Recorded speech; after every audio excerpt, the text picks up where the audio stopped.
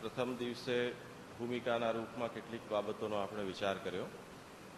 એનું આવર્તન પ્રાસંગિક નથી. ગઈકાલે યથા ભક્તિ પ્રવૃદ્ધા સ્યાત તથોપાયો નિરૂપ્યતે, બીજ ભાવે દ્રઢેતુ સ્યાત ત્યાગાત શ્રવણ કીર્તનાત, બીજદાઢ્ય પ્રકારસ્તુ ગૃહે સ્થિત્વા સ્વધર્મતઃ અવ્યાવૃત્તો ભજેત કૃષ્ણમ પૂજયા શ્રવણાદિભિ. અહીં સુધી આપણે આ ગ્રંથનો વિચાર કર્યો. શ્રી મહાપ્રભુજીએ આ અંશમાં ભક્તિ માર્ગના અંદર જે ઉત્તમ અધિકારી છે, જેનો ભક્તિનો બીજ ભાવ સુદૃઢ થઈ ગયો છે, અર્થાત વ્યસન માનસી કે નિરોધ અવસ્થા સુધી એની ભક્તિ વિકસિત થઈ ગઈ છે શ્રવણ કીર્તન સ્મરણની પ્રણાલીથી, એવો જીવ, એવો ભક્તિ માર્ગી યદિ ભગવત ભક્તિના આવેશમાં ભગવત વિરહની અનુભૂતિ માટે ઘર પરિવાર આદિનો ત્યાગ કરીને એના પ્રિયતમ શ્રી કૃષ્ણની શોધ માટે નીકળી પડે છે ઘરથી બહાર, તો શ્રી મહાપ્રભુજી એને એની છૂટ આપે છે. સંભળાય છે બધાને?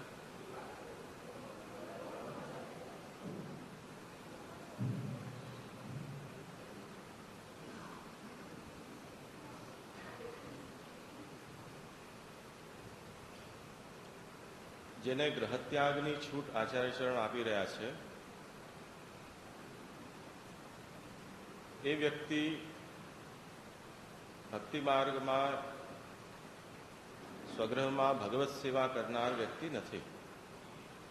કેમ કે જે ઘરમાં પ્રભુ બિરાજે છે, જે વ્યક્તિ ભગવત સેવાની અંદર પોતાના તનુવિત્તનો વિનિયોગ કરી રહ્યો છે, પોતાના સર્વસ્વનું સમર્પણ કરી રહ્યો છે, એનું તો ઘર સ્વયં નંદગ્રહ બની ગયું છે. એની અંદર નંદરાજકુમાર બિરાજી રહ્યા છે. તો એવો કોણ મૂર્ખ વ્યક્તિ હોઈ શકે કે જે એ નંદગ્રહનો ત્યાગ કરીને કોઈ બીજા નંદકુમારને શોધવા માટે વનમાં ભટકે?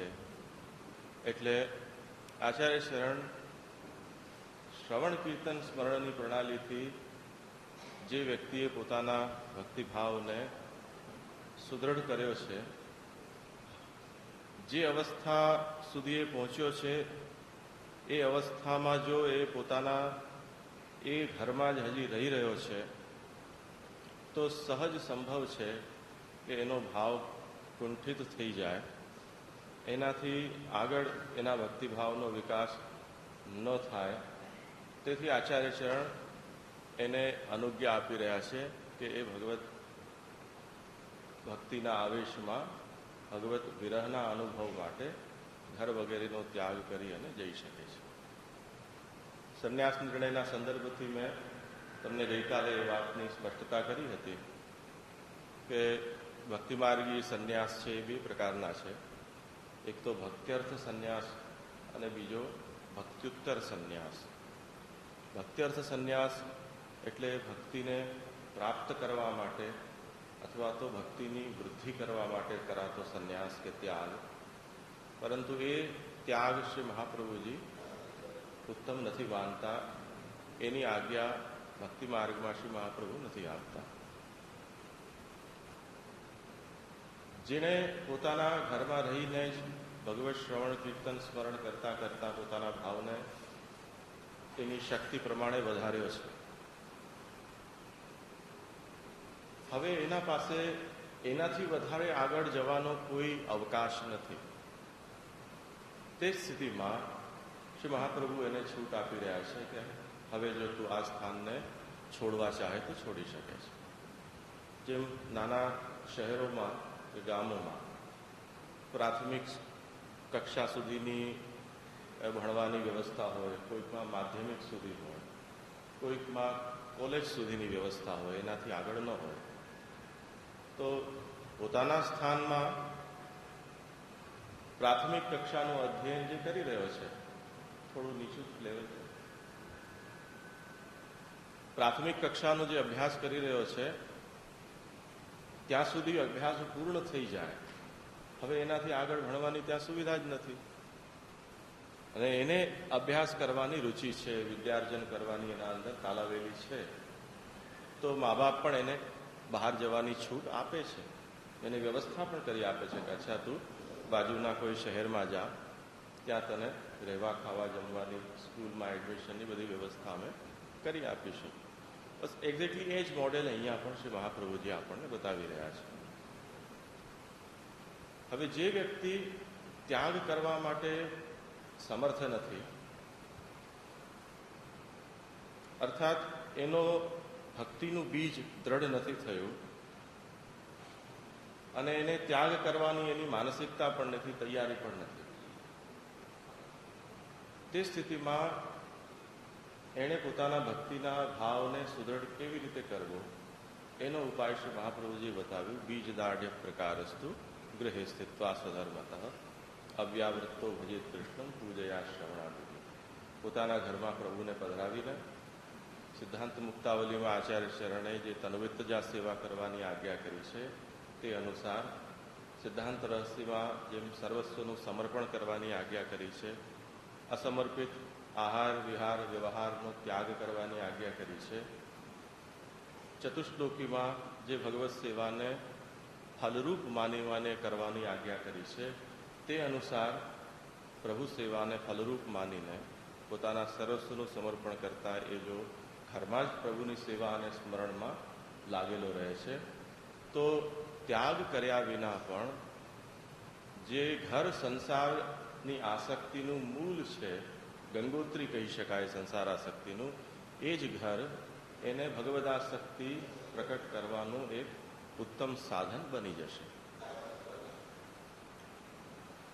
જો એ વ્યક્તિ અવ્યાવૃત્ત થઈ અને ભગવત સેવા સ્મરણની અંદર જોડાયેલો રહેશે, તો એ જેટલું પ્રયાસ કરી રહ્યો છે, ભક્તિ માર્ગીય સાધનો કરી રહ્યો છે, એનું પૂરેપૂરું ફલ પ્રાપ્ત કરશે. પરંતુ કોઈ અસામર્થ્યને કારણે એને લોકવ્યવહાર, પોતાના આજીવિકાના ઉપાયો, સમાજના વ્યવહારો, શાસ્ત્રીય કર્તવ્યો, આ બધાનું પણ પાલન સાથે કરવું પડી રહ્યું છે. તે સ્થિતિમાં જેટલા જેટલા કાર્યો એ ભગવત સંબંધ રહિત કરશે, ભગવત ભક્તિ માર્ગીય જે સાધના પ્રકાર છે એનાથી ભિન્ન જેટલા પણ એના વ્યવહારો હશે, એટલી એની બહિર્મુખતા થશે. એ બહિર્મુખતાને કારણે શ્રી આચાર્ય આજ્ઞા કરે છે કે એણે જેટલો જોર ભક્તિભાવને વધારવા માટે ભક્તિ માર્ગીય સેવા સ્મરણરૂપ સાધનને અંદર લગાવ્યું છે, એ જોરથી એ જેટલો ઊંચો ચડશે ભક્તિ માર્ગમાં, અને જેવો એ લૌકિક કાર્યની અંદર કે અન્ય ભક્તિ માર્ગથી ભિન્ન પ્રયાસોની અંદર જો એ લાગશે, તો એ ફરી પાછો એટલો નીચે ઉતરી જશે. આ જે ચઢ ઉતર છે એ અવ્યાવૃત્ત જીવ છે, જે પૂર્ણકાલીન ભક્તિ માર્ગી બનીને રહે છે, એની અંદર આ સ્થિતિ નહીં થાય. પણ જે પૂર્ણકાલીન નથી, પાર્ટ ટાઈમ ભક્તિ માર્ગને જીવી રહ્યો છે, એને જે અર્જિત કરશે એ એને ગુમાવવાનું થશે. એ તો એને ખોટ સહન કરવી પડશે.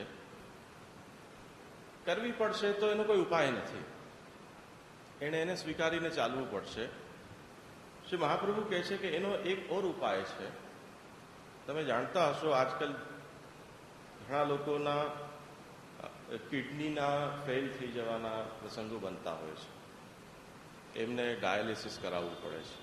એટલે રક્તનું શોધન કરવા માટે શરીરની વ્યવસ્થા જ્યારે બગડી જાય તો યંત્ર દ્વારા એ રક્તની શુદ્ધિ કરાવવી પડે છે. એ જે વખતે યંત્ર દ્વારા શુદ્ધિ કરાવવાની થાય છે, એ ટાઈમ પીરિયડમાં એ વ્યક્તિએ પોતાના આહાર વિહારને ખૂબ જ સંતુલિત કરીને રક્ત શોધનની અંદર જેટલું રક્ત કે એના અંદર રહેલા પોષક તત્વો નષ્ટ થયા છે એને એ દરમિયાનમાં પ્રાપ્ત કરી લેવા પડે છે.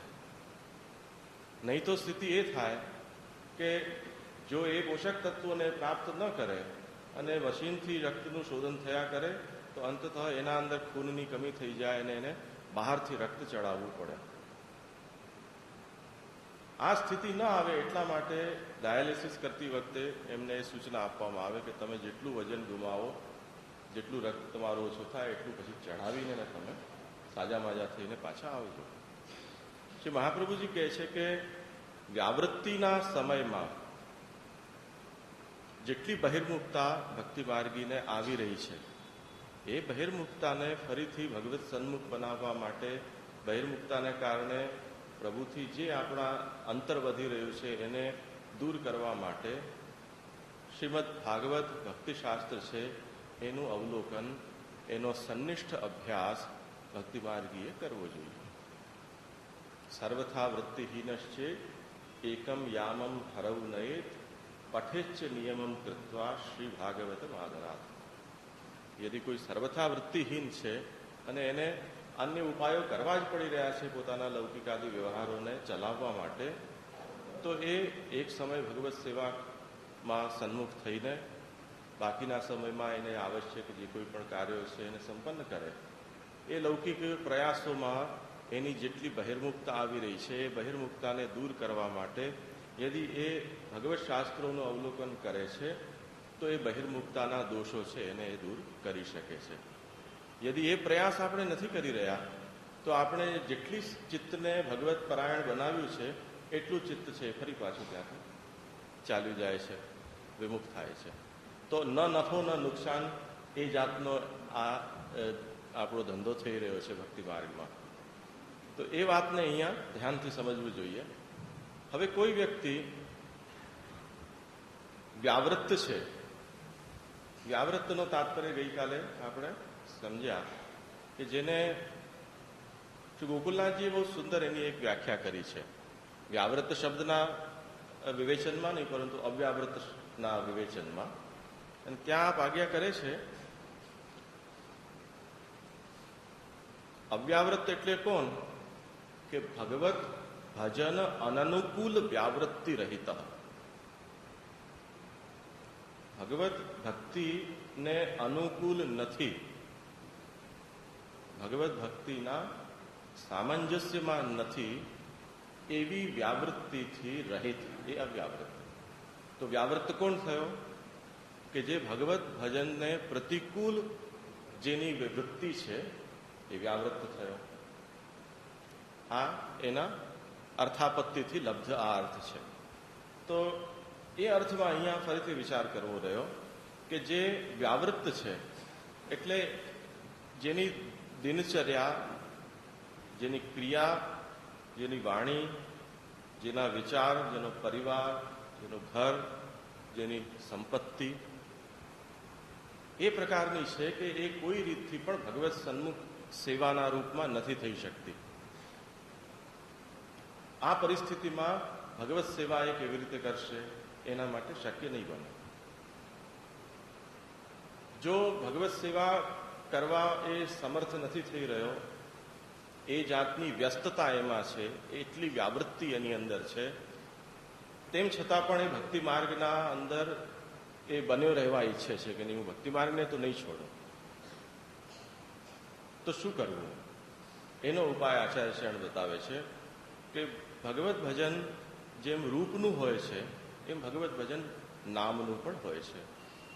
રૂપ ભજન જે વખતે શક્ય ન બને તે વખતે નામ ભજનથી પણ એ પોતાના ચિત્તને ભગવત પરાયણ બનાવી શકે છે. એટલે વ્યાવૃત્તોપી હરવ ચિત્તમ શ્રવણાદૌ ન્યસેત સદા.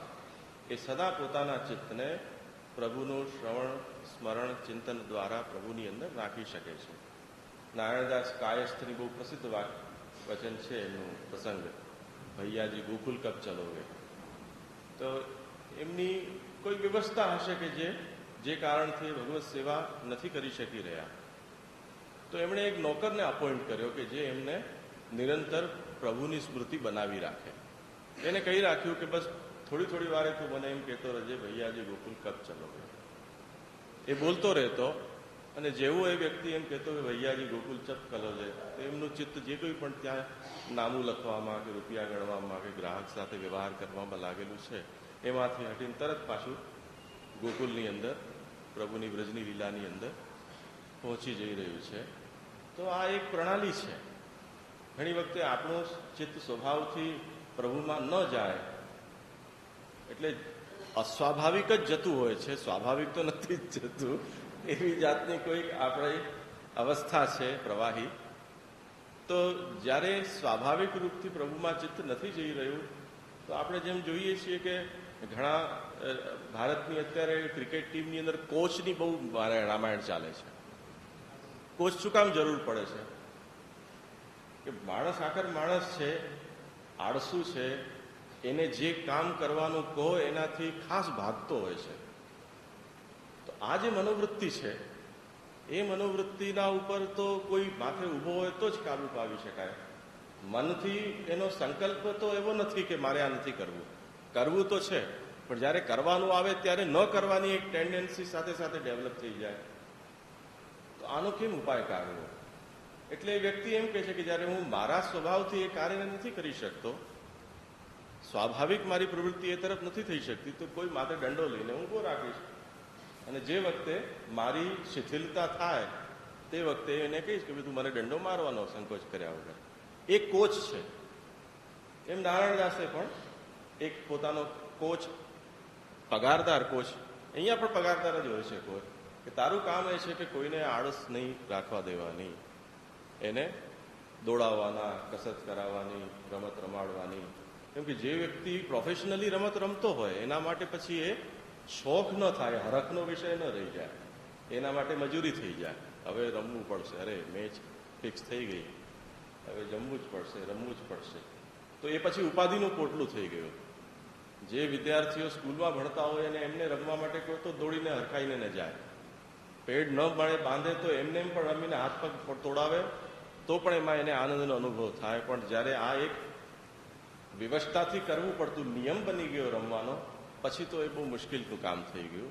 આપણે પણ એવું જ છે, સેવા અને સ્મરણ જે વખતે નિયમ બની જાય છે તે વખતે એમાં સુસ્તી આવી જતી હોય છે. જ્યારે એ નિયમથી નથી હોતી ત્યારે લોકો હરખાઈને એ કાર્યની અંદર દોડતા હોય છે. જે લોકોને કોઈ કમિટમેન્ટમાં બંધાયા નથી એમને તમે જુઓ, એવા કાર્યકર્તાઓ મનોરથોની અંદર કેટલા દોડતા હોય છે, દિવસ રાત એક કરીને. કેમ કે એમના ઉપર કોઈ કમ્પલ્ઝન નથી. કરો તો ઠીક, ન કરો તો ઠીક. આજે કરો, એક વખત કરી લો, પછી 365 દિવસ છૂટા. આજનું કામ પાર પડી દો, રાત જાગીને માણસ કામ કરશે, પછીનો એક કરી દેશે. એમાં કોઈ જવાબદારી ફિક્સ નથી થઈ. પણ જેવા એ જ ભક્તિભાવનો એટલો ઉભરો જેને આવી રહ્યો છે એને એમ કહીએ કે ભાઈ તમે જેના માટે આટલું દોડી રહ્યા છો એ તમારા ઠાકોરજીને તમારા ઘરે પધરાવવા આવો છો, ચાલો આટલો ભાવ છે તો તમે એ ઠાકોરજીને ઘરે જ રહેવો ને. સિટ્ટી પીટ્ટી ગુમ થઈ જાય, સાપ સૂંઘી ગયો હોય ને એમ માણસ ઘર બદલી દે. હવે પછી માણસને કદી ભગા ન થવું. બધા ભક્તિભાવ હવાઈ થઈ જાય છે એ આવતાની સાથે જ. એટલે શ્રી મહાપ્રભુજીએ આમણે પણ પોતાની જે વ્યવસ્થા છે એને ધ્યાનમાં રાખીને એક કર્મચારીને નિયુક્ત કર્યો છે જે એમને પુનઃ ભગવત સ્મરણ કરાવતો રહે છે. એટલે વ્યાવૃત્તોપી હરવ ચિત્તમ શ્રવણાદૌ ન્યસેત સદા. એક વખત મેં તમને વાત કહી હતી અમદાવાદની જ, કે તમે કોઈ અહીંયા હશો કે નહીં હો. અહીંયાનો જ દાખલો છે. એક વખત અહીંયાના કોઈ કંઈક આચાર્ય બાલકના ઘરમાં કર્મચારીઓએ હડતાલ પાડી. સેવામાં, ઠાકોરજીની સેવામાં જે મુખ્ય ભીતરિયાઓ હતા એમણે હડતાલ પાડી કે હવે અમે આજે સેવા નહીં કહીએ, પગાર વધારો અમે હડતાલ કરીશું, યુનિયન કરીને. બહુ ચિંતાનો વિષય થઈ ગયો. કેમ કે એટલી સેવાનો પ્રકાર જે કર્મચારીઓના જોરે ચાલી રહ્યો હોય એ જો અચાનક કોઈ એક વ્યક્તિના માથે આવી પડે તો બહુ દોડભાગ મચી જાય. હવે એ જે વ્યવસ્થાની અંદર આ હડતાલ પડી હતી એ સ્થાન સરકારી નિયમોથી કોઈ ટ્રસ્ટ બનેલું હશે, પરંતુ એમાં મહારાજશ્રીની એટલી સત્તા હતી કે કર્મચારીઓ પાસે એમના નિયમ અનુસાર કામ કરાવી શકે. પગાર વધારાની એમની માંગણી હોવા છતાં પણ મહારાજશ્રીએ કહ્યું કે હવે આનો ઉપાય બીજી કોઈ રીતથી કાઢવો પડશે, કેમ કે આપણી પાસે એટલું ફંડ નથી કે આપણે એમનો પગાર વધારી શકીએ. તે સ્થિતિમાં મુખ્ય ભીતરિયાઓને આશ્વાસન આપ્યું એમણે એક કોમ્પ્રોમાઇઝ કરીને કે તમારી જે મનોકામના છે એ પૂર્ણ થશે, પણ તમારે મારી આજ્ઞા અનુસાર કાનૂનન ભગવાનની સેવા પૂજા કરવી પડશે. બધા કાન પકડીને કબૂલ થયા. બીજો દિવસ સવાર થયો એટલે બધા નાહી ધોઈને ટીપટોપ થઈને અંદર ઘૂસી ગયા. મહારાજશ્રી જે રૂટીનમાં કામ કરતા હોય તે રીતથી સેવા સંબંધી બધું કામકાજમાં લાગી ગયા. મહારાજશ્રીએ કીધું કે કોઈએ કોઈ વસ્તુને હાથ લગાડવાનો નથી, બધા જ ઠાકોરજીના સન્મુખ અદબ પલ્લાથી વારીને બેસી જાઓ. દરેકને એક એક તુલસીજીની માલા જે ફેરવવાની હોય આપી દીધી. શ્રી કૃષ્ણ શરણમ મમ, શ્રી કૃષ્ણ શરણમ મમ જપો. મંગલાથી કરીને રાજભોગ સુધી અને ઉત્થાપનથી કરીને શયન સુધી, બસ આના સિવાય બીજું કોઈ કામ કોઈ મુખ્ય વિતરિયાએ કરવાનું નથી. રાજભોગ સુધીમાં તો ત્રાહીમામ પોકારી ગયા. તમે કહેશો એ મજૂરી કરશું, કાળી મજૂરી કરશું, પગાર વધારો અમે પાછો ખેંચી લઈશું, પણ આ નહીં થાય. આ રહસ્ય છે. જો આ જે અત્યારે આપણે જેને ભક્તિના સ્થાનો ધર્મસ્થાનો માની રહ્યા છે એની આ કટુ વાસ્તવિકતા છે. એમણે પોતાની બધી માંગો પાછી ખેંચી લીધી અને એ જ જૂની કન્ડિશન ઉપર સેવાની અંદર લાગી ગયા. જે વખતે ભક્તિ છે એ નિયમ બનાવવામાં આવે પછી તો ત્રાહિમામ પુકારી જવાય છે. જે સહજતાથી થાય છે એની અંદર તો મનુષ્ય પ્રવૃત્ત થઈ શકે છે. એ જ વાત શ્રી મહાપ્રભુજી પણ કહી રહ્યા છે કે વ્યાવૃત્તોપી હરવ ચિત્તમ શ્રવણાદૌ ન્યસેત સદા. તમારું સામર્થ્ય જો ભગવત સેવાનું નથી તો જબરજસ્તી ભગવત સેવાને તમે નહીં અપનાવો, એ કલ્પને તમે પસંદ નહીં કરો. તમારી જે ઇન્દ્રિયોનો વિનિયોગ પ્રભુમાં થઈ શકે છે એ ઇન્દ્રિયોથી જ તમે તમારા ભક્તિભાવને વધારવાનો પ્રયાસ કરો. એટલે ભગવત સ્વરૂપને ઘરમાં પધરાવીને જ્યારે તમે તમારા હાથથી તમારા પગથી એમની સેવા નથી કરી શકતા તો મનથી, વાણીથી અને તમારા કાનથી તો પ્રભુને સાંભળી વિચારી કે બોલી શકો છો. તો શ્રવણ કીર્તન સ્મરણ કરો પ્રભુનું અને એના દ્વારા પણ તમે તમારા ભાવને વધારી શકશો. જો વ્યાવૃત્ત હોવાને કારણે એક એવો નિયમ કે નહીં સેવા તો કરવી જ જોઈએ, કોઈ વ્યક્તિ પોતાના ઘરમાં પ્રભુને પધરાવે છે તો એ વ્યાવૃત્તિના અંદર એને એટલી ધાંધલ બની જશે કે કોઈક દિવસે એ પ્રભુ સેવા એના માટે બોજરૂપ બની જશે, જેમ બોજરૂપ એ સેવા આ કર્મચારીઓ માટે બની ગઈ. નોકરી તરીકે જ્યારે તમે કોઈને કામ કરી રહ્યા છો, ભાવશૂન્ય થઈને જ્યારે તમે કોઈ કાર્ય કરી રહ્યા છો, અથવા તો ભક્તિભાવ રહિત તમે કોઈ કામ તમને કરવું પડી રહ્યું છે તો એ ક્યારે ને ક્યારે બોજરૂપ બનશે. એ વિક્ષેપ પેદા કરશે, એ ઉદ્વેગ પેદા કરશે, પ્રતિબંધો પેદા કરશે, એ દરેક પ્રકારની મુસીબતો પેદા કરશે. અને તે સ્થિતિમાં જે અપરાધ થશે એ અપરાધ પછી પ્રભુ પણ સહન નહીં કરી શકે, શ્રી મહાપ્રભુજી પણ સહન નહીં કરી શકે અને સેવા કરતા છે એને પણ નિરંતર ક્લેશ બનેલો રહેશે. એટલે આપણે ત્યાં ભગવદીઓએ ગાયું છે સહજ પ્રીત ગોપાલે ભાવે. એ જે સહજતાથી જે કંઈ પણ થાય છે એની અંદર પ્રભુ પણ પ્રસન્ન છે અને એમાં આચાર્ય ચરણની પણ સંમતિ છે. અસહજ કંઈ પણ થશે એમાં ન તો પ્રભુ પ્રસન્ન થશે ન એમાં આચાર્ય ચરણની પ્રસન્નતા છે. એટલે કોઈ વ્યાવૃત્ત છે એટલે એટલો વ્યસ્ત છે કે પોતાના ઘરમાં ભગવત સેવા નથી કરી શકતો તો એ શ્રવણ કીર્તન સ્મરણ કરે. નિરોધ લક્ષણ ગ્રંથમાં જેમ શ્રી મહાપ્રભુએ આપણને બતાવ્યું છે કે પ્રભુ વનમાં પધારતા તે વખતે ગોકુલની અંદર વિરાજતા વ્રજભક્તો નંદરાયજી વગેરે છે એમને પ્રભુનો વિરહ તાપ થતો. વનમાંથી પ્રભુ ઘરમાં પધારતા ત્યારે વનવાસી ગાયો અને ગોપાલકો છે એમને પ્રભુના વિરહનો તાપ થતો. જે વખતે વ્રજ છોડીને પ્રભુ મથુરા પધાર્યા તે વખતે વ્રજવાસીઓએ બધાએ એક સાથે એક તીવ્ર વિરહનો અનુભવ કર્યો.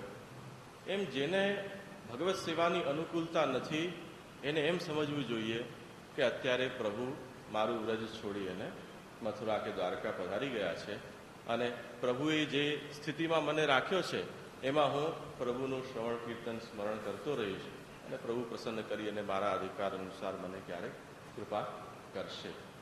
એ સ્થિતિમાં એ જો ભગવદ્ ગુણગાન ગાતો રહેશે, પ્રભુના સ્મરણ કરતો રહેશે, પ્રભુનું શ્રવણ કીર્તન કરતો રહેશે, તો શ્રી મહાપ્રભુ કહે છે કે એ વિરહનો તાપ જો ગુણગાન ન ગાય તે સ્થિતિમાં એને બાળીને રાખ કરી દઈ શક્યો હોત, એ ગુણગાનના પ્રભાવથી એના જીવનને, એના અસ્તિત્વને ટકાવી રાખશે. જેમ કોઈ આપણો અત્યંત નિકટની વ્યક્તિ છે, એ કોઈ સુદૂર પ્રદેશમાં જાય અને એના ઘણા દિવસ સુધી કોઈ સમાચાર ના આવે, એનો કોઈ પત્ર ના આવે, એનો કોઈ ફોન ના આવે, તો માણસ છે એ બેબાકડો બની જાય. એને જે રહે એની અંદર નિરંતર ક્લેશ થયા કરે. પરંતુ યદિ કોઈ વચ્ચે વચ્ચે સમાચાર આવતા રહે, તે સ્થિતિમાં ઘર પરિવારના એનો વિરહનો તો અનુભવ કરે, પરંતુ કોઈક જાતનું સ્વાસ્થ્ય પણ જાળવી શકે. અન્યથા તો બહુ મુશ્કેલ થઈ જાય. આપણે કનૈયાશાલ ક્ષત્રિયની વાર્તામાં આવે છે એવું, વાર્તા સાહિત્યમાં, કે એમને નાનપણથી આગ્રામાં રહેતા, પરંતુ વ્રજ કોઈ દિવસ ગયા નહીં.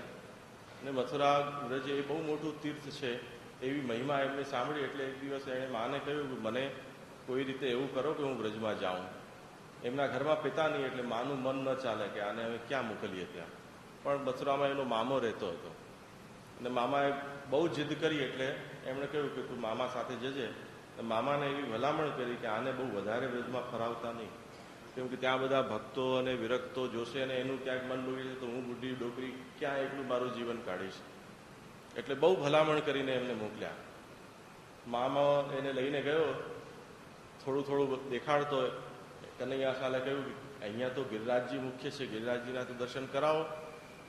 તો મામા છે એણે કોઈ રીતથી મન માન્યું નહીં, બહુ જીદ કરી. ત્યારે ગિરિરાજજી લઈ ગયો તો કનૈયાશાલને ગિરિરાજજીના દર્શન થતાની સાથે એ લીલામાં મગ્ન થઈ ગયા. ન બોલે, ન ઉઠે, ન ચાલે, ન ખાય, ન પીએ, કોઈ અનુસંધાન નહીં. એમનું બાઘા જેવા થઈ ગયા, આપણે જેને કહીએ ને, બાઘા થઈ ગયા બિલકુલ. વાર્તામાં આવે છે બાવરો થઈ ગયો. તો એકદમ એવા ગાંડા ઘેલા જેવા થઈ ગયા. મામાને ચિંતા થઈ ગઈ કે અહીંયા આવ્યો સાજો સમો હતો અને આને હું મોકલું ગાંડો થયેલો તો મારી બેન શું કહેશે. એટલે મહિના દિવસ સુધી એમણે કોઈ સમાચાર પણ આગ્રા મોકલ્યા નહીં.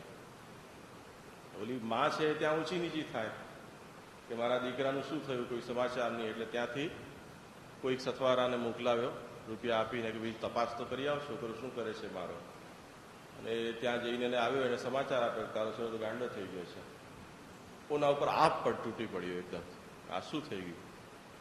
પછી ગઈ પોતે સાથે સવારી લઈને એને વાજતે ગાજતે પાછું લાવવા માટે, પણ કોઈ રીતે પણ કનૈયાશાલ ત્યાંથી પાછા આવવા તૈયાર નહીં થયા, સાજા પણ નહીં થયા. ઘણો ઉપચાર કર્યો. શ્રી મહાપ્રભુજી જે વખતે કોઈકે કહ્યું કે અહીંયા બિરાજે છે અને બહુ સિદ્ધ છે આચાર્ય, પ્રભુ સાક્ષાત એમની સાથે વાત કરે છે, એમને પોતાની રુચિ અરુચિ જણાવે છે, તો એમની પાસે જાઓ, કદાચ કૃપા થઈ જાય. અને જ્યારે શ્રી મહાપ્રભુજી પાસે ગયા, કનૈયાશાલ છે એમની અંતરદશા જોઈને એને શ્રી મહાપ્રભુજી સમજી ગયા કે આ તો કોઈ બહુ ઉચ્ચ અવસ્થા ઉપર લીલાના ચિંતનમાં સરી પડ્યા છે, કોઈ ગાંડા નથી થયા. ત્યારે શ્રી મહાપ્રભુજી એમને જગાડ્યા. જગતાની સાથે જ કનૈયાશાલ બોલ્યા કે અરે હું તો લીલામાં મગ્ન હતો પ્રભુની, અને મને ક્યાં ફરી પાછો ભવસાગરની અંદર ખેંચી લાવ્યા. એ સંવાદ બહુ ઇન્ટરેસ્ટિંગ છે મહાપ્રભુજીનો અને કનૈયાશાલનો. વાર્તા સાહિત્ય વાંચજો બહુ ધ્યાનથી. ત્યારે શ્રી મહાપ્રભુજીએ આજ્ઞા કરી કે તારી અવસ્થા તો ઘણી સારી હતી, પરંતુ ઓવરફ્લો થઈ રહ્યું હતું. તારો જે ભાવ છે એ ઢોળાઈ રહ્યો હતો બહાર. જો ઢોળાતો રહેશે તો ખાલી થઈ જશે, બેકાર આવી જશે, કોઈની નજર લાગી જશે, કોઈ એની અંદર વિક્ષેપ કરશે. એટલે ભક્તિભાવ છે એને ઓવરફ્લો નહીં થવા દેવો જોઈએ. કોઈને ખબર ન પડવી જોઈએ કે તારી શું અવસ્થા છે, કે તને શું લીલાનો અનુભવ થઈ રહ્યો છે. એ તારો અને પ્રભુનો વિષય છે, એ તારા હૃદયના દરવાજામાંથી બહાર નીકળવું ન જોઈએ. તો આ ભગવત ભાવના જે સ્વાસ્થ્ય છે, એ સ્વાસ્થ્ય આપવા માટે મેં તને જાગૃત કર્યો છે, પણ તારી અવસ્થામાં કોઈ અંતર નહીં થાય. એટલે આચાર્ય ચરણે એમને આત્મનિવેદન કરાવી. અને એ કનૈયાશાલ વ્યક્તિ પુષ્ટિ માર્ગનો એ વ્યક્તિ હતો કે જેને શ્રી મહાપ્રભુજીએ પોતાના બધા જ ગ્રંથો સામે બેસાડીને ભણાવ્યા હતા.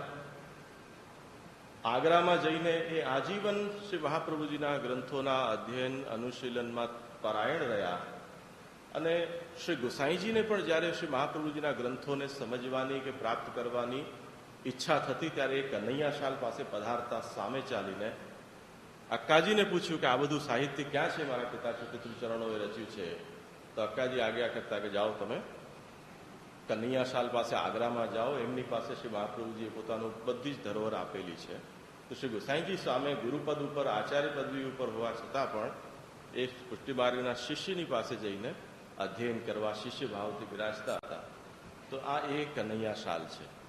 તો તાત્પર્ય એ છે કે વ્યાવૃત્તોપી હરવ ચિત્તમ શ્રવણાદૌ ન્યસેત સદા. વ્યાવૃત્ત હોવા છતાં પણ ભગવત શ્રવણ સ્મરણ અને કીર્તનની પ્રણાલી એવી છે કે જેનાથી ભક્તિનો ભાવ છે એ અભિવૃદ્ધ થઈ શકે છે.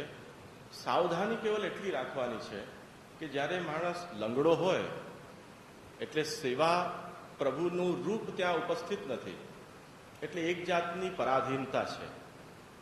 જેની આપણને કામના છે એ સામે ન હોય અને માત્ર અભિલાષા જ મનમાં હોય તો એ માણસ છે એ થોડો બાઘો તો થઈ જ જાય. એટલે જેની અભિલાષા છે એના આસપાસના લક્ષણો ધરાવતું કંઈ પણ પદાર્થ મળી જાય, કોઈ પણ વ્યક્તિ કે વસ્તુ મળી જાય તો એના અંદર એ પોતાના ભાવનાનું આરોપણ કરી દે છે. અરે આ તો એના જેવું જ લાગે છે. જેમ ઉદ્ધવજી જે વખતે પધાર્યા સંદેશ આપવા પ્રભુનો, ત્યારે પ્રથમ દૃષ્ટિથી બ્રજભક્તોને એમ જ લાગ્યું કે આ તો પ્રભુ જ પધારી રહ્યા છે.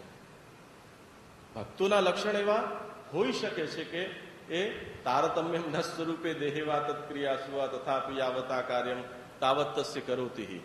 એમ ભક્તના પણ એ જાતના લક્ષણ હોઈ શકે કે જેના અંદર પ્રભુના કોઈક ચિહ્નો પ્રકટ થતા હોય, પરંતુ ત્યાં સાવધાની રાખવાની ખૂબ જ આવશ્યકતા છે.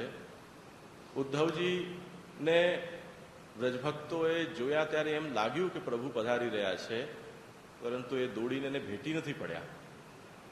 વેઇટ એન્ડ વોચ, આવાજો પાસે ધીરજ રાખો, એ ટટોલીશું, તપાસીશું ખરેખર પ્રભુ છે કે બીજું કોઈ છે.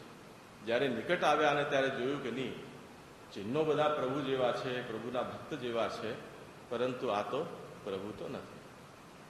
એટલે ભક્તની મર્યાદાથી વ્રજભક્તોએ ઉદ્ધવજી સાથે વ્યવહાર કર્યો છે.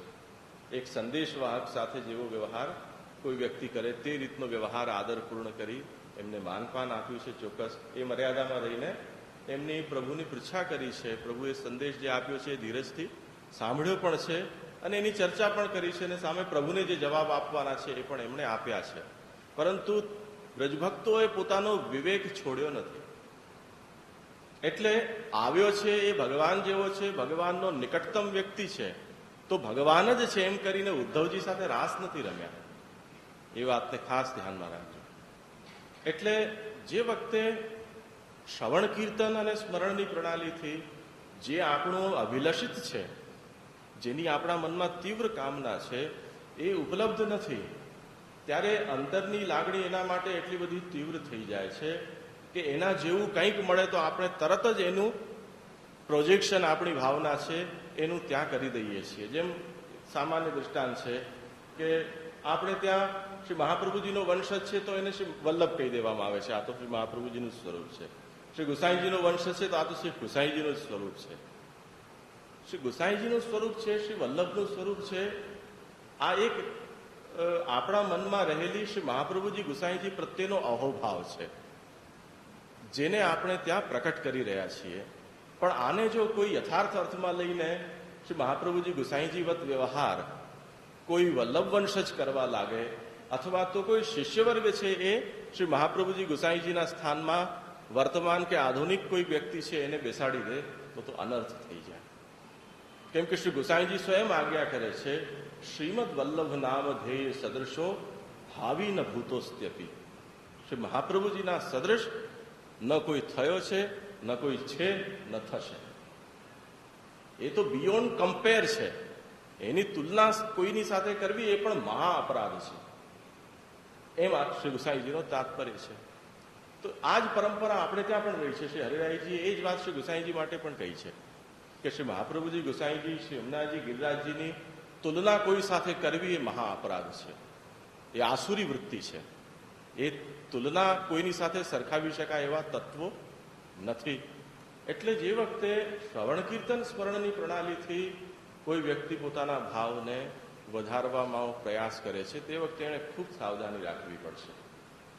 જ્યાં ત્યાં ગમે તે વ્યક્તિનો સંગ કરીને ત્યાં એ પ્રભુને શોધવા જશે એ વ્યક્તિમાં કે વસ્તુમાં કે સ્થાનમાં, તો એના છેતરાઈ જવાના ચાન્સીસ પૂરેપૂરા છે. એટલે એ વિષયની સાવધાની શ્રી મહાપ્રભુજીએ રાખવા માટે સંન્યાસ નિર્ણય, સાધન પ્રકરણ અને જલભેદ વગેરે ગ્રંથો છે એ પ્રકટ કર્યા કે કોનો સંગ કરવો અને કોના સંગને દુસંગ જાણવો, એના લક્ષણો ત્યાં બતાવ્યા છે. તે સિવાય પણ શ્રી હરિરાય મહાપ્રભુએ પણ દુસંગ વિજ્ઞાન પ્રકરણ નિરૂપણ ગ્રંથ છે એમાં કામાખ્ય દોષ વિવરણ છે, ત્યાં પંચશ્લોકીની અંદર આવા અનેક સ્થાનો ઉપર આપણા શાસ્ત્રોમાં એનું નિરૂપણ થયેલું છે.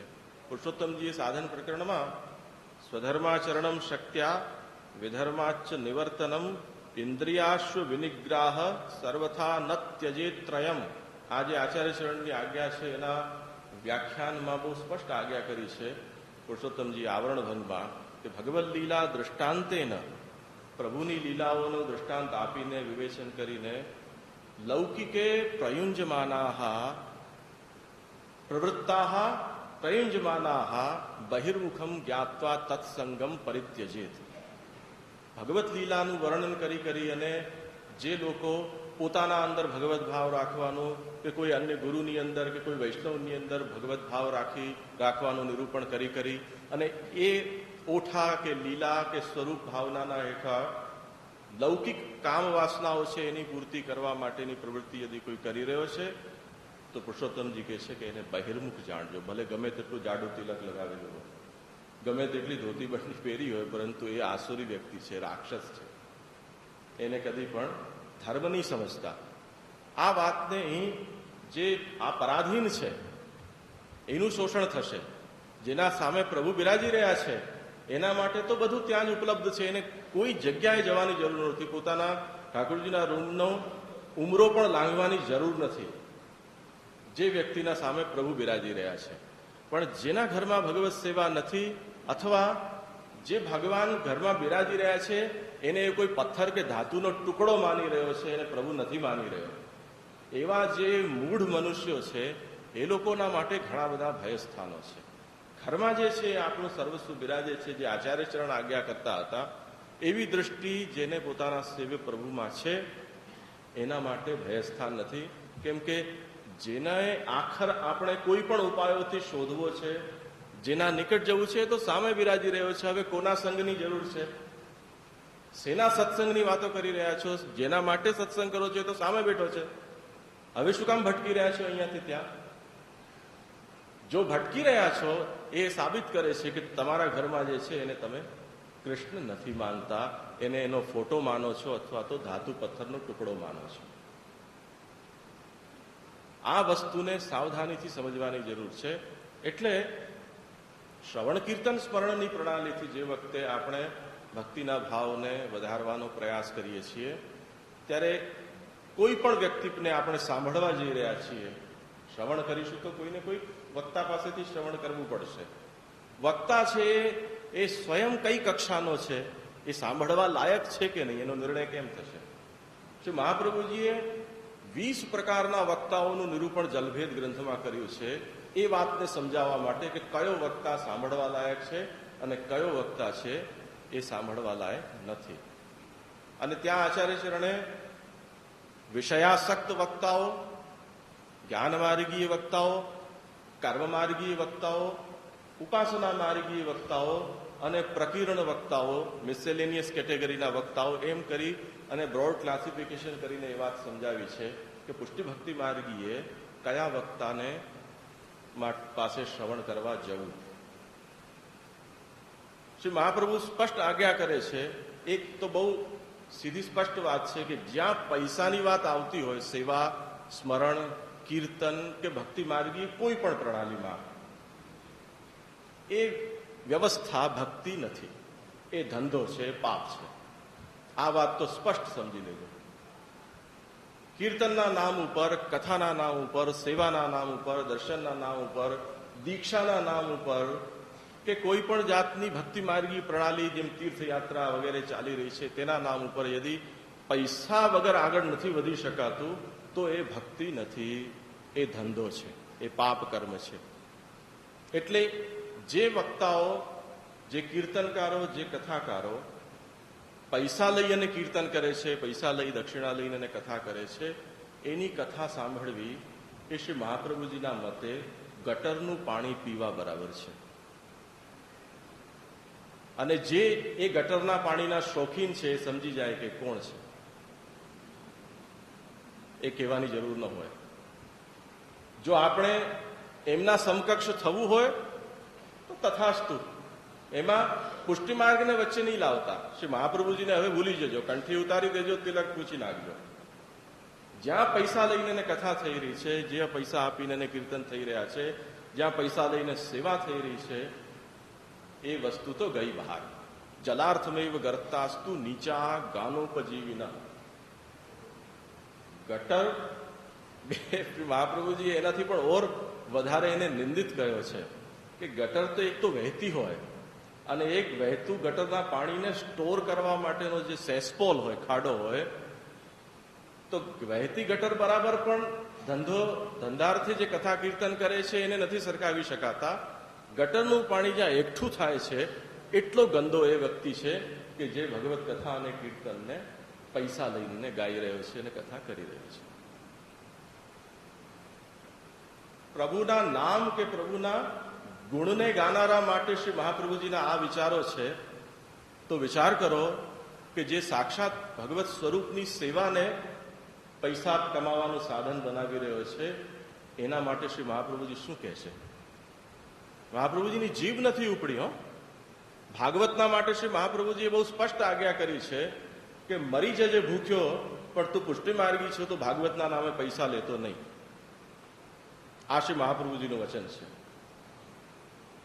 વૃત્યર્થમ નૈવ યુંજીત પ્રાણય કંઠ ગતૈરપી.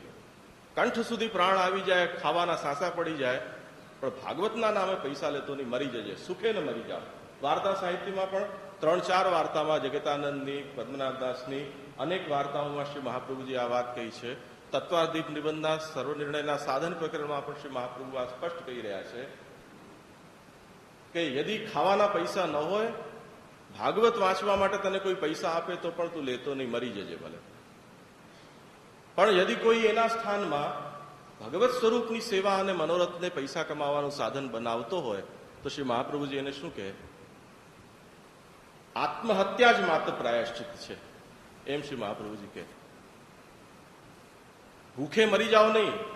પૈસા લીધા મનોરથના, ઠાકોરજીની સેવાનો ધંધો કર્યો, હવે તમે ઝેર પીને ખતમ થઈ જાઓ, તમારા માટે હવે જીવનનો કોઈ અર્થ નથી. આ શ્રી મહાપ્રભુજીની લાગણી હોત. પણ આ આટલે સુધી પુષ્ટિમાર્ગ જશે એવી કલ્પના શ્રી મહાપ્રભુજીને હતી નહીં. સમજદાર કો ઇશારા કાફી એમ સમજી અને શ્રી મહાપ્રભુજીએ ભગવત નામ માટે તો આ સંકેત કરી દીધો. શ્રી ગુસાઈજીને આ વસ્તુની આશંકા થઈ હતી. એટલે આપણે જોયું કે ભક્તિહંસ ગ્રંથમાં શ્રી ગુસાઈજીએ આ વાતને પણ લખી નાખી કે કદાચ કલિકાલના છે મંદાહ સુમંદ મતયો મંદભાગ્યા હિપદ્રતા, એવા કલિકાલના જીવો છે, બહુ મંદમતી છે.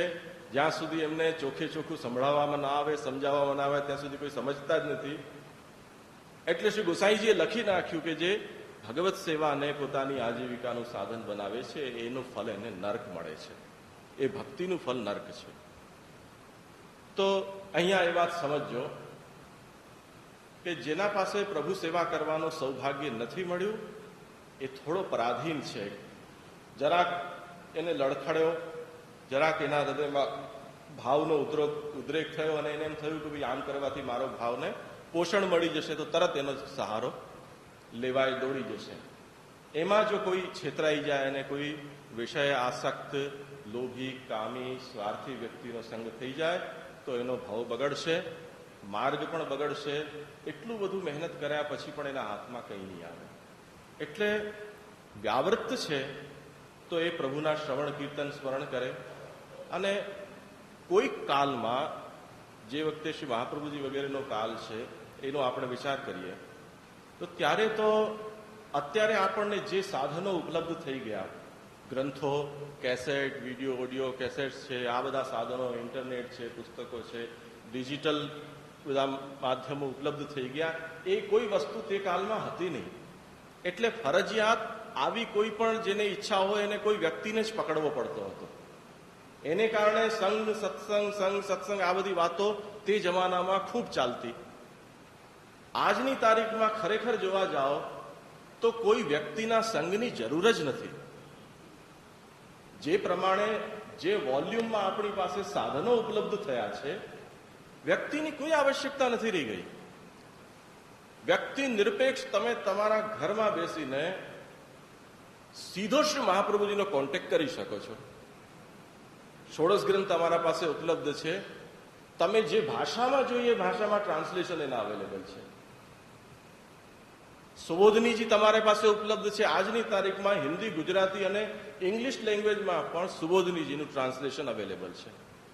અણુભાષ્ય તમને જોઈએ છીએ, આ ત્રણેય ભાષાની અંદર અણુભાષ્યનો અનુવાદ ઉપસ્થિત છે.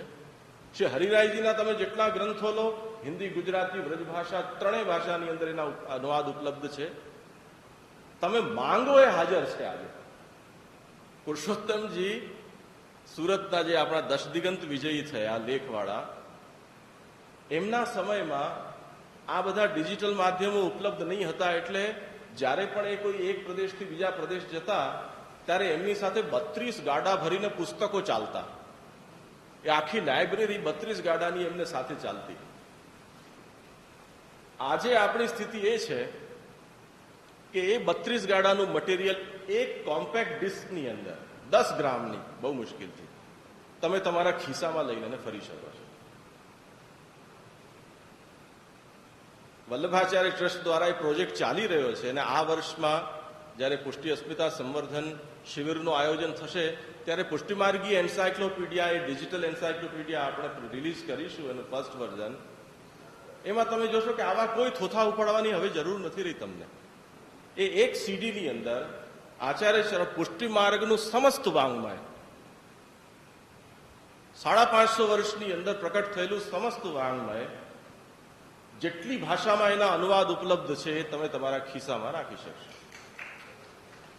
કોઈ વ્યક્તિ પાસે જવાની જરૂર નથી, કોઈ વક્તાને શોધવાની જરૂર નથી. બસ આધુનિક એક ટેકનોલોજી, નાનકડું લેપટોપ કોમ્પ્યુટર કે ડેસ્કટોપ કોમ્પ્યુટર તમારી પાસે હોય તો તમે તમારી ભાષામાં પુષ્ટિમાર્ગનું તમામ સાહિત્ય એનું અવલોકન કરી શકશો. ત્યાં સુધી કે એમાં સર્ચ એન્જિન પણ આપણે આપી રહ્યા છીએ. એટલે તમે જે કીવર્ડ છે એને તમે હિટ કરશો, તમને આ વાંગ્મયની અંદર એ શબ્દ ક્યાં કેટલી વખત વપરાયો છે, કયા અર્થમાં વપરાયો છે, તમારી પાસે ઉપલબ્ધ થઈ જશે in a single key stroke. તમે વિચાર કરો આપણે કયા જમાનામાં જીવી રહ્યા છીએ. આ વસ્તુ શ્રી મહાપ્રભુજીના કે પુરુષોત્તમજીના કાળમાં કલ્પનાતીત હતી. 32 ગાડામાં એક ગાડાનો એક પંડિત, 32 પંડિતો કન્સલ્ટન્ટ તરીકે એમની સાથે રહેતા હતા. આજે એવી કોઈ જરૂર નથી રહી ગઈ. જો સચ્ચાઈથી આપણને કંઈ કરવાની જિજ્ઞાસા છે તો આપણા હાથમાં છે બધું. તો એ વાતને ધ્યાનથી સમજજો કે વ્યક્તિના સંઘની જે આવશ્યકતા કોઈ કાલમાં હતી એ હવે આજની તારીખમાં નથી રહી ગઈ. જો વસ્તુતઃ તમને કોઈ તત્વને, સિદ્ધાંતને કે કોઈ પ્રણાલીને સમજવી છે તો ગ્રંથો ઉપલબ્ધ છે. તમે ત્યારે જ કોઈ વ્યક્તિના પાસે જવા જરૂરી છો કે જ્યારે તમને તમારે લેવલ ઉપર એને સમજવાનો પ્રયાસ કરો અને કોઈ વાત નથી સમજાતી, એની પદ્ધતિને સમજવામાં તમને કોઈ મુશ્કેલી થઈ રહી છે, તો એકાદ દિવસ કોઈની પાસે જઈ આવો કે આની મેથડ શું છે જરા મને સમજાવી દે. પૂરી થઈ ગઈ વાત. એનાથી વધારે બીજી શું જરૂર છે? વ્યક્તિનો સંગ કરશો ત્યારે બધા જ છબરડાઓ પેદા થશે. ત્યારે કોઈની સાથે તુલના કરશો કે આ તો એમ કહેતો હતો ને આ તો આમ કરતો હતો ને આ એક તિલક આમ લગાડતો હતો ને આ કપડાં પહેરતો હતો ને એની હેરસ્ટાઈલ આવી છે ને આ બધી લપત છપ્પનમાં પડવાની જરૂર જ નહીં પડે જો તમે વ્યક્તિનો સંગ કરશો. નહીં કરો, ગ્રંથનો સંગ કરો. 84 વૈષ્ણવ, 252 વૈષ્ણવ કોઈ ઓછા છે? 365માં એક વૈષ્ણવનો વારો રોજ આવશે. તમે જો એક વર્ષ એક દિવસમાં એક આચાર્ય ચરણના ગોસાઈજીના સાક્ષાત શિષ્યનો સંગ કરવા ઈચ્છો તો એક વાર્તા વાંચો, સંગ થઈ ગયો. અને આધુનિક કોઈનો પણ સંગ કરવા જશો તો કંઈક ને કંઈક છબરડા પેદા થશે. ઓલો કહે છે કે મને આનું બ્રહ્મ સંબંધ છે, ને ઓલો કે મને આનું બ્રહ્મ સંબંધ છે, ને કે મને આટલી આજ્ઞા છે, ને કે મારે આટલી આજ્ઞા છે, ને આ બધા શું પ્રપંચો છે? કોનું બ્રહ્મ સંબંધ છે ને કોનું બ્રહ્મ સંબંધ નથી? અરે યાર, કોઈ મેં મારું બ્રહ્મ સંબંધ આપ્યું છે, બ્રહ્મ સંબંધ તો મહાપ્રભુજીનું છે. હવે એનાથી શું ફરક પડે છે કે કયો કમ્પાઉન્ડરે તમને ગોળી આપી? દવા તો ફાર્મસી બનાવી રહી છે, કોઈ કમ્પાઉન્ડર ગોળી આપી રહ્યો, એનાથી ફરક શું પડી રહ્યો છે? કોઈક જમાનામાં એવું હતું કે ડ્રગિસ્ટ અને કેમિસ્ટ હતા, તે વખતે એ લોકો બધા લિક્વિડ અને પાવડરો પોતે ભેગા કરીને ઉસળિયા કરીને આપતા હતા, ત્યારે એની જવાબદારી ફિક્સ થતી હશે. પણ આજની તારીખમાં તો સ્થિતિ એ છે કે કોઈ ગ્લેક્સો છે કે કોઈ એ જાતની કંપની છે, દવા બનાવી રહી છે અને ડોક્ટર પ્રિસ્ક્રિપ્શન આપી રહ્યું છે. એમ પ્રભુએ આપણને એ ફેક્ટરી છે બ્રહ્મ સંબંધની, જે પ્રભુએ મહાપ્રભુજીને આપી દવા. મહાપ્રભુજીએ પ્રિસ્ક્રિપ્શન લખી આપ્યું કે આ લક્ષણો જેના અંદર હોય એને આ દીક્ષા આપવી. એ આધુનિક ગુરુ આપી રહ્યા છે. અમારી હેસિયત કમ્પાઉન્ડરથી વિશેષ બીજી કશી નથી. એનાથી વિશેષ જો કોઈ વ્યક્તિ આજે કોઈ વલ્લભકુલને માની રહ્યો છે કે આચાર્ય વ્યવસ્થાને માની રહ્યો છે તો એ ભ્રાંત છે. પુષ્ટિ માર્ગમાં શ્રી મહાપ્રભુજી સિવાય કોઈ ગુરુ નથી. જે કોઈ પણ છે એ શ્રી મહાપ્રભુજી સુધી પહોંચાડે છે તો આપણે એનો જરૂર આભાર માનીશું કે તમે સાચું કામ કર્યું. ડોક્ટરે જે ફરફરીઓ લખી આપ્યું એ જ દવા આપી, તમારી ઘરની ના આપી. અને જે વ્યક્તિ ડોક્ટરનું પ્રિસ્ક્રિપ્શન છે એ દર્દીને નથી આપી રહ્યો અને પોતાની દવા લખી રહ્યો છે, એ તો યમદૂત છે, મારી નાખશે એ તો. તો વાત સમજજો કે જ્યારે શ્રવણ કીર્તન સ્મરણની પ્રણાલીથી આપણે આ વ્યવસ્થામાં જઈ રહ્યા છીએ, એ પરાધીનતા આપણને ડગલે ને પગલે ક્યાંક ને ક્યાંક ભટકતી કરી દેશે. એ ન કરી દે એના માટે શ્રી મહાપ્રભુજીની જે પદ્ધતિ છે, જે મહાપ્રભુજીના જે સિદ્ધાંતની મર્યાદા છે, એને આપણને બહુ સાવધાનીથી સમજી લેવી પડશે. જે ભક્ત ભક્તિ માર્ગી શ્રવણ કીર્તન સ્મરણની પ્રણાલીથી ભક્તિ માર્ગ ઉપર આગળ વધી રહ્યો છે, શ્રી મહાપ્રભુજી કહે છે કે યદિ એની પ્રણાલીમાં કોઈ એણે દોડાપણ નથી કર્યું, કોઈ જાતની સ્વચ્છંદતા એણે નથી કરી, જે કહ્યું છે તે અનુસાર એ ભક્તિ માર્ગને અનુસરી રહ્યો છે, તો તતઃ પ્રેમ તથા શક્તિ વ્યસનંચ યદા ભવેત બીજમ તદ ઉચ્ચિતે શાસ્ત્રે દ્રઢમ યન્નાપી નશ્યતિ. એને પ્રભુની અંદર પ્રેમ નિશ્ચિત થશે જ, પ્રભુમાં એની આસક્તિ વધશે જ, અને એ આસક્તિ વધીને એક વખત એવી પહોંચશે કે એને પ્રભુનું વ્યસન થઈ જશે. અને વ્યસન એટલે એ કે વ્રજભક્તો માટે ભાગવતકાર કહે છે કે એમને એક ક્ષણ પ્રભુનો જ્યારે સંયોગ ન મળતો તો એ એક ક્ષણ એમને 100 યુગ જેવી લાંબી લાગતી. આ જાતની ચિત્તવૃત્તિ જેમ વ્રજભક્તોની થઈ હતી, એવી વ્યસનની અવસ્થા છે એ વ્રજભક્તોની માફક આધુનિક પુષ્ટિભક્તને પણ શ્રવણ કીર્તન સ્મરણની પ્રણાલીથી સિદ્ધ થશે. પરંતુ એમાં જો કોઈ જાતની સ્વચ્છંદતા એ વર્તશે તો શ્રી મહાપ્રભુજી ત્યાં વચ્ચે જવાબદાર નથી રહી જતા. અર્થાત ડોક્ટરે જે લખી આપ્યું છે એ દવા જો દર્દી ખાશે તો ડોક્ટરની જવાબદારી ફિક્સ થાય છે. કમ્પાઉન્ડર એની અંદર ભેળસેળ કરી અને કોઈ ભળતી જ દવા લખી આપે તો એમાં પછી ડોક્ટર જવાબદાર નથી થતો. એ વ્યક્તિ જાણે અને કમ્પાઉન્ડર જાણે. આપણે એવા અખતરાઓ કરતા હોઈએ છીએ. ડોક્ટરની ફીને બચાવવા માટે દવાની દુકાનમાંથી સીધી આપણે દવા લઈ આવતા હોઈએ છીએ. ઘણા કમ્પાઉન્ડરોને ફોડી નાખી અને ત્યાંથી આપણને ફી ન ભરવી પડે એટલે સીધી કમ્પાઉન્ડરથી દવા લેતા હોઈએ છીએ. પરંતુ એવા લોકો છે, એમની ગતિ કેવી થાય છે કોઈક તો અનુભવ્યું જ હશે. એવું અમે પણ અનુભવ્યું છે. અમારા બાળકને એક વખત એવી તકલીફ થઈ તો અમે જોયું કે આ જાતના લક્ષણો એને જ્યારે પ્રકટ થયા ત્યારે ડોક્ટરે શું દવા આપી હતી એના પાછળની તારીખનું પાનું ફેરવીને અમે જોઈ લીધું. પૈસાનો પ્રશ્ન નહીં હતો, પણ માંદગીની જ્યારે સિઝન આવે ત્યારે દવાખાનામાં ગર્દી એટલી બધી હોય કે 2-3 કલાક બેસી રહેવું પડે, અને એમાં બાળકને લઈને બેસવું બીમાર, એ મહા ત્રાસદાયક પરિસ્થિતિ થઈ જાય. એટલે આપણે વિચાર્યું કે અત્યારે એક વખત આપણો અખતરો કરી દઈએ, પછી ડોક્ટર તો છે જ. એટલે એ ચિહ્નો જેવા 1 મહિના પહેલા એ તકલીફ થઈ ત્યારે જોયા હતા, એ ચિહ્નમાં જે દવાઓ આપતી એ દવા અમે સીધી જ દવાખાનામાંથી લઈ અને આપવાનું ચાલુ કર્યું. 1-2 ડોઝ થયો, 3જો ડોઝ થયો, પણ કોઈ ફરક પડ્યો નહીં. કેમ ઘણા બધા રોગો છે, એ રોગોના ચિહ્નો એક સરખા હોય છે, એમાં ખબર નથી પડતી. લોકો એસિડિટી સમજતા હોય ને હાર્ટ એટેકમાં પધારી જતા હોય છે ગોલોકધામમાં. તો આવી સ્થિતિમાં કોઈક વખતે બટાકું બફાઈ જાય છે, એમ